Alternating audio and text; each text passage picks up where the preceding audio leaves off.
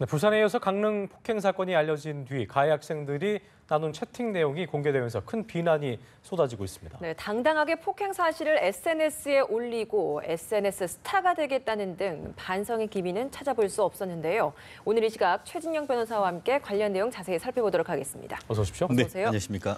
자, 오늘 그 학교 폭력 얘기가 어제 오늘 얘기는 아니겠습니다만 이번 사건을 통해서 좀 저희가 느낄 수 있는 건 뭐냐면 달라진 게 이제 가해 학생들이 SNS를 통해서 어떤 그러니까 죄의식을 느낀다기보다는 이걸 자랑하면서 뭔가 좀 공개하고 이런 것들이 좀 당당한 자체가 좀 너무 상식적으로 이해가 안 되는 부분인 것 같은데요. 이런 부분은 어떤 제가 그렇습니다. 한마디로 납득이 안 된다는 네. 것이죠. 저도 그 한 중학교에 그 학원 폭력 그 대자치위원회 위원으로 하고 있는데 예. 납득이 안 되는 일이 종종 있습니다. 특히 이것 같은 경우에는 내부적으로 이렇게 싸운 것을 넘어서 그것을 사진을 찍고 그것을 공개한다는 그 심리가 도대체 무엇인가 이 부분에 대해서 법조인들 사이에도 범죄심리학자 사이에도 논란이 되는데요. 네. 기본적으로 근본적인 요인 같은 경우에는 중국 같은 경우에는 1인 가구 속에서 이른바 소황제라고 하듯이 보통 대부분 보면은 그 한 가구에 한 자녀만 있다 보니까 지나치게 자기 중심적으로 길러지는 그렇다 보니까 사회성이 상당 예전보다는 떨어지는 그런 부분이 본질적인 문제인 것 같고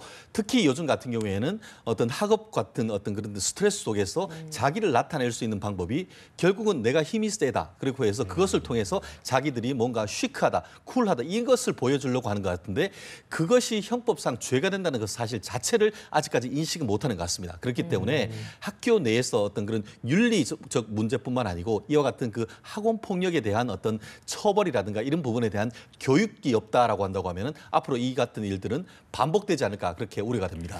그러니까 학원 폭력위원을 또 하고 계신다고 했는데 그 기간이 좀 오래되셨나요? 왜냐하면 제가 궁금한 게 지금 이렇게 되는 폭력 심화성이 좀 언제부터 이렇게 됐는지 최근 들어서 이게 좀 심화돼서 수면 위로 올라온 건지 아니면 오래됐음에도 지금 이렇게 수면 위로 올라온 건지 이게 궁금하거든요. 그와 같은 것은 실질적인 범죄 통계가 상당히 중요한 것 같은데요. 사실 지금 그 이번 정권이 바뀌었습니다만 지난 그 박근혜 전 대통령 같은 경우에는 이른바 4대 악이라고 해서 그중에 성폭력이라든가 학원폭력을 4대 악 중에 하나라고 했습니다. 그래서 2012년, 13년 무렵에 학교에 스쿨 폴리스 SPO를 설립을 했습니다. 예. 그것이 된 계기가 그 당시에 이른바 일진회라고 해서 학교 내의 폭력이 굉장히 문제가 됐었죠. 그런데 이 학교 그 학원 내에 있는 그 스쿨 폴리스가 된 이후에 이 전체적인 그 학교 범죄는 굉장히 줄었습니다. 제가 경찰청 통계를 보니까 2013년 같은 경우에는 한 17,300여 건의 어떤 학원 폭력이 있었는데 작년 같은 경우에는 한 12,800건으로 해서 한 20, 30% 내지 40% 가까이 줄고 있는 것은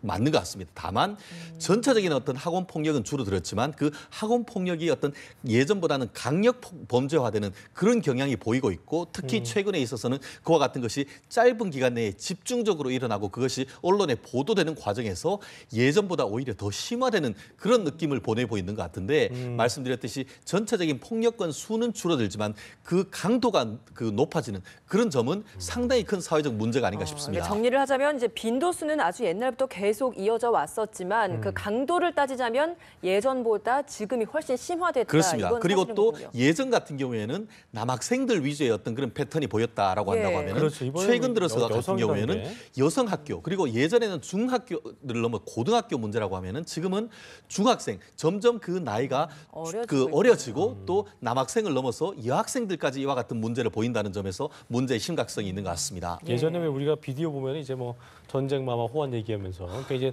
따라하는 모방 범죄에 대한 우려가 있었는데 결과적으로 온라인 세계에 몰입하게 된 그런 것들이 큰 원인으로 분석이 되고 있더라고요. 그렇습니다. 대표적인 케이스가 지난 문제가 됐던 인천 초등학교 그 학생 살인 사건 같은 경우에도 예. 그 가해 실제 그 살인 행위를 했는 사람이나 그것을 사주했는 사람이나 이른바 고어 커뮤니티라고 해서 서로 아주 어떻게 보면은 인명을 살상하는 그와 같은 것을 이제 서로 캐릭터를 나누어서 하는 과정에서 이와 같은 현실과 어떤 인터넷상의 거를 구별하지 못하는 일들이 있어서 모방 범죄가 있다라고 하는데 오늘 제가 인터넷에 검색을 해봤더니만 터키 같은 경우에도 한국 온라인 게임을 하다가 최근에 10대 청소년 2명이 자살하는 케이스가 있다라고 하면서 그와 같은 것이 지나치게 어떤 폭력적인 게임에 노출됨으로써 그와 같은 폭력 성향이 나타나는 것이 아닌가 그런 의문이 제기되는데 말씀드린 대로 한국뿐만 아니고 이 외국 같은 경우에도 게임으로 인한 어떤 그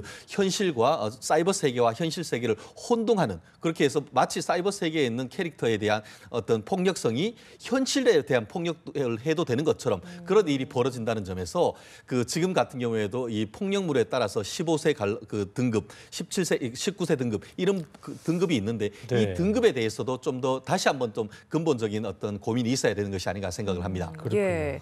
지금 이렇게 잘못된 정보가 SNS를 통해서 퍼져나가는 것도 좀 문제가 되는 것 같아요. 이게 피해자뿐만이 아니라 또 다른 사람이 또 제2의 피해자가 또 발생하기도 하던데 이건 좀 어떻게 저희가 단속해봐야 그렇습니다. 이른바 신상털기라고 하죠. 특히 아까 얘기했듯이 본인 요즘 보면은 그 댓글이나 아니면 그것을 통해서 아이디를 통해서 찾아 갈 경우에는 실제로 그 문제됐던 사람 내지 관련된 사람들까지도 이른바 그 개인적인 신상이 털릴 수 있는 것 같은데요.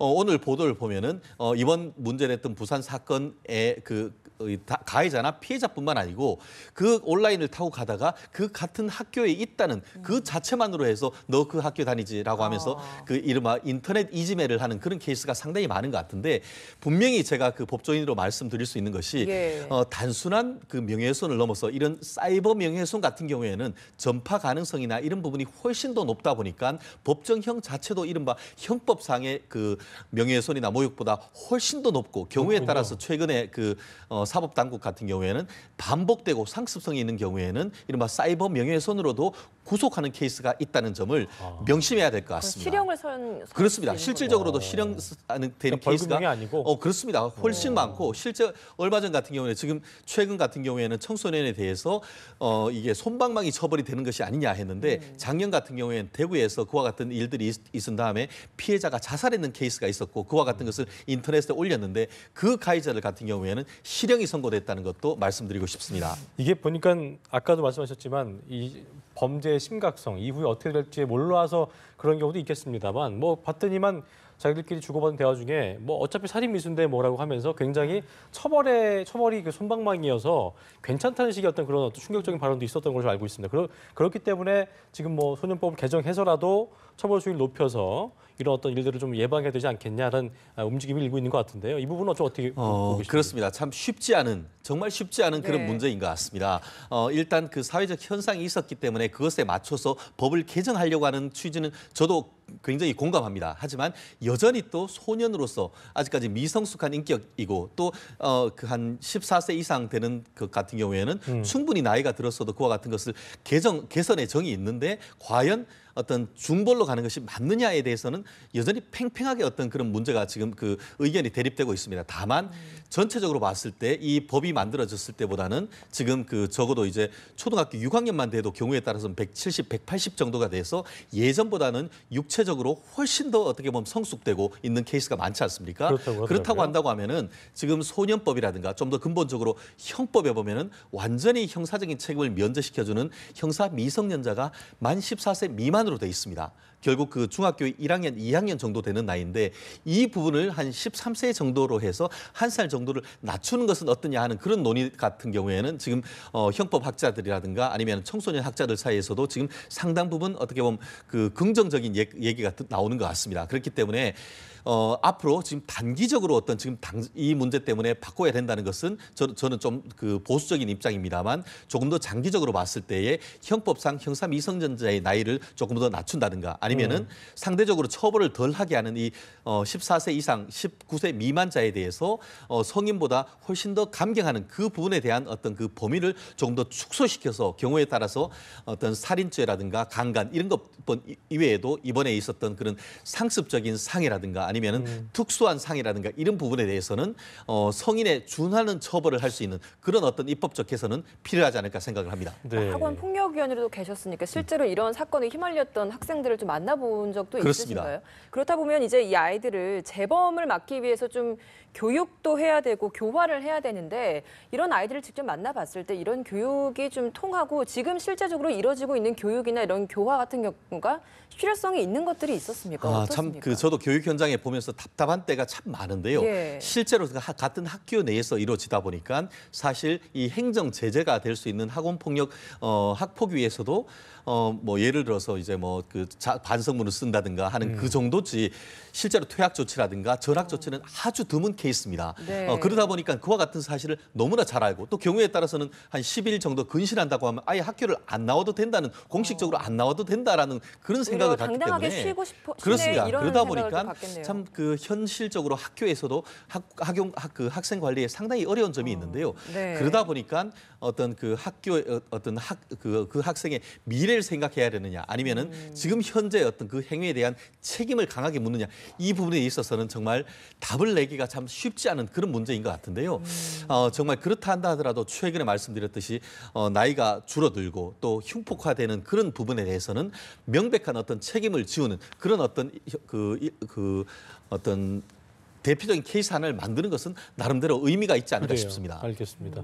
봤더니만 이게 그 박상기 법무장관이 청소년 범죄 처벌 소년법 개정 논의가 가능하다 이렇게 의사를 밝힌 바 있는데 소년법 적용 대상 연령을 낮추게 된다면 어떤 선거법 개정을 비롯해서 뭐 다른 법 체계도 좀 달라지게 되는 건가요? 기본적으로 그렇습니다. 최근 같은 경우에는 보면은 선거법 연령도 그 19세에서 18세로 낮추다라고 해서 그와 같은 것은 전체적으로 그 청소년을 의사결정 주체로 보는 그런 어떤 경향인 것이죠. 지금까지는 어떤 보호해야 되는 대상이다라고 본다고 하면은 의사결정 주체라는 것을 인정하게 된다고 하면 결국 자유가 있으면 그것에 대한 책임이 있다라고 한다고 하면은 결국 그 전체적인 어떤 미성년자의 나이를 낮추고 그 어떤 그 공민권을 준다라고 한다고 하면은 형사적인 책임도 그거에 맞추어서 조금 낮추어서 어떤 성인에 가까운 처벌을 할 수 있는 그런 것은 일정 부분 연동될 가능성이 충분히 있지 않을까 생각을 합니다. 알겠습니다. 예, 알겠습니다. 지금까지 최진영 변호사와 함께 이어지고 있는 10대들의 범죄 관련 이야기 짚어봤습니다. 네, 고맙습니다. 고맙습니다. 감사합니다.